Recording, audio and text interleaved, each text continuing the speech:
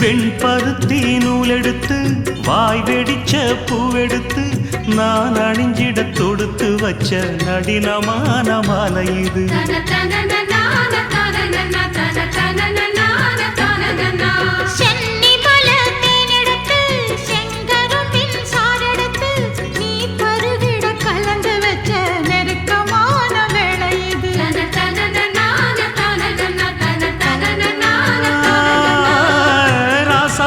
உடம்பிருக்கும் ரவிக்க துணி நானாக அன்னாடம் சூடி கொள்ள ஆசை வச்சாகாதா.